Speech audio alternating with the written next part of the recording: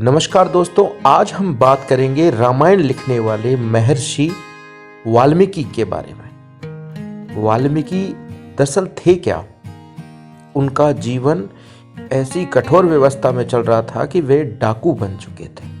ये कहानी तो आपने सुनी होगी, लेकिन उस डाकू बनने से पहले कि उनके परिवार में उनकी क्या व्यथा थी, क्या जीवन चल रहा था, इसके बारे में कोई नहीं जानता था। दरअसल बात ये थी कि खाने पीने की व्यवस्था भी गड़बड़ा रही थी।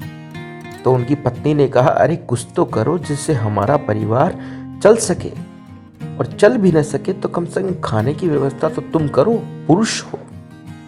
इतना सुनते ही वाल्मीकि काफी दिन से हैरान थे, दाढ़ी मूछ बढ़ चुकी थी। तो वे एक जंगल में जा बैठे। उन्होंने एक चाकू लिया। उस समय बंदूक चलती नहीं थी दोस्तों। उन्होंने एक चाकू लिया और जंगल में छिपकर बैठ गए।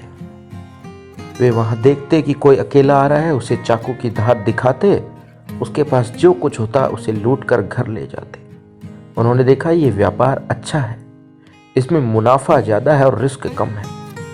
खूब पैसा मिलता था, परिवार खूब राजी था। हर दिन की तरह एक दिन वे घात लगाकर बैठे तो वहां से एक बड़े साधु महात्मा निकले। वाल्मीकि ने चाकू दिखाते हुए महात्मा को रोका और एक रस्सी से महात्मा को पेड़ के बांध दिया और कहा कि जो कुछ तुम्हारे पास है वो निकाल दो, वरना मैं तुम्हारी जान भी ले लूंगा। ये सब सुनकर महात्मा जी को कुछ अजीब सा लगा। महात्मा जी ने पूछा कि क्या तुम मुझे बता सकते हो कि ये सब कुछ तुम क्यों कर रहे हो? वैसे भी जो कुछ मेरे पास है वो तुम ले सकते हो, लेकिन मुझे इतना तो बता दो कि ये क्यों कर रहे हो। ये सुनकर महर्षि वाल्मीकि ने कहा कि ये सब कुछ मैं अपना परिवार चलाने के लिए कर रहा हूँ। जैसे बहुत से लोग जीवों की हत्या करते हैं परिवार चलाने के लिए, वैसे ही ये भी एक मेरा रोजगार है। मुझे बहुत दिनों से काम नहीं मिला, तो इस व्यापार में मुझे अच्छा लग रहा है और ये मैं करना चाह रहा हूँ। मेरा परिवार खुश है और मेरा परिवार भी चाहता है कि मैं यही कार्य करूँ।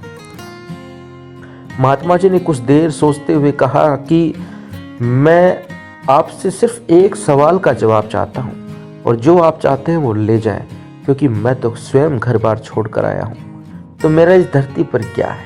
सब कुछ मेरा ही है, आप ले जाओ। परंतु मेरे इस सवाल का जवाब आप जरूर पूछ के आना कि आप ये जो पाप का धन कमा रहे हैं, आप मुझसे छीन कर जो ले जाएंगे, बाद में मेरी आत्मा जो बद्दुआ देगी, क्या उसके पाप का भागीदार आपका परिवार बनेगा?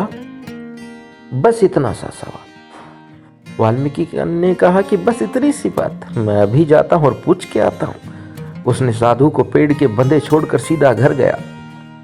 अपने परिवार बच्चे को बुलाया और कहा कि आप ये बताओ कि ये जो मैं पैसा लेकर आ रहा हूं, इसका आनंद तो तुम लोग ले रहे हो, लेकिन कल को इसका पाप का अगर भागीदार बनना पड़ा तो क्या तुम बनोगे? तो परिवार ने, उनकी पत्नी ने कहा, अरे भला हम इसमें क्यों भागीदार बनने लगे? तुम घर के मर्द हो और तुम्हारी जिम्मेदारी बनती है परिवार को पालन पोषण करना। तो इसमें हम आपका कोई भागीदार नहीं, हम इसके हिस्सेदार जरूर हैं, और वो भी खुशी के। गम के जिम्मेदार आप स्वयं हैं। बच्चे ने भी यही कहा कि पिताजी मुझे क्या मालूम आप क्या करते हैं, सभी के माता पिता अपने बच्चों को पालते ही हैं, तो आप ही तय करें कि भाई आपको क्या करना है, लेकिन मैं इसका भागीदार नहीं बनूंगा। वाल्मीकि ने सोचा और सर पकड़कर सीधा साधु के पास पहुंचा और कहा, महात्मा जी मैं आपसे क्षमा चाहता हूं, मैं ये कार्य अब नहीं करना चाहता, तो आप मुझे कोई सच्चाई का मार्ग बताएं। महात्मा जी ने कहा कि आप सिर्फ राम राम राम का जप करो। ये कुछ देर कोशिश करी, लेकिन वाल्मीकि ठहरे डाकू काफी दिन से ये प्रयास कर चुके थे, अच्छाई उनके अंदर की मर चुकी थी। तो साधु समझ चुके थे। साधु ने कहा, ठीक है, तुमसे राम का जप नहीं हो रहा तो तुम उसका उल्टा करो, तुम बार बार कहो राम राम राम राम। वाल्मीकि ने ऐसा ही किया, और अंत में वाल्मीकि जी के बारे में कौन नहीं जानता है। ये जग जाहिर है कि वे बड़े संत रहे। उनके मुख से निकले श्लोक इस भारत देश में बहुत लोगों में प्रचलित हुए। तो दोस्तों, हमें यही तय करना है कि हम जो भी कार्य कर रहे हैं उसके पीछे का फल क्या होगा। अच्छा होगा, बुरा होगा, ये सिर्फ आपको भुगतना है, क्योंकि आप जो भी कर्म करते हैं वे आप अपने स्वयं के लिए करते हैं। उसका अच्छा भी आपको मिलेगा और उसका बुरा भी आपको मिलेगा। आप देख रहे हैं बदलता भारत, और ऐसी ही रोचक जानकारियों के लिए जुड़े रहें आपके अपने चैनल बदलता भारत के साथ। जय हिंद, जय भारत।